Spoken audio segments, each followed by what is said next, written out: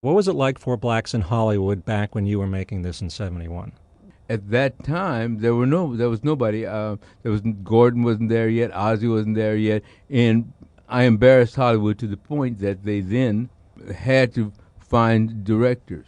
I wanted to have a crew that represented America, all of America, inclusive, not just men, not just women, not just blacks, not just white, but everybody, with all the franchise and the disenfranchised. That crazy multiracial set, and those are my early memories of really getting to know my father.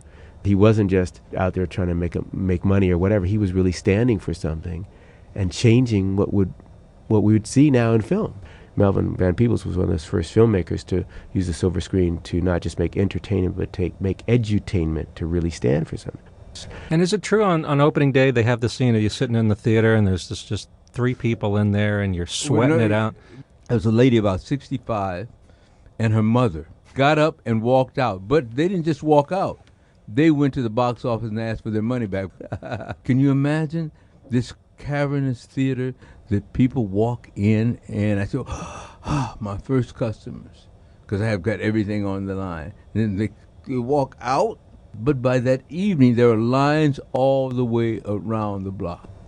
Before Sweetback, music was not used as a selling tool. Since I had no money, I said, well, why don't I write a hit tune?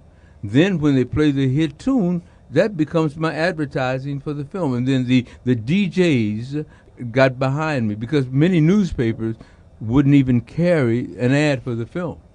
How much thought did you put into how many S's you were going to put in Baadasssss? Quite a few. Here's the problem.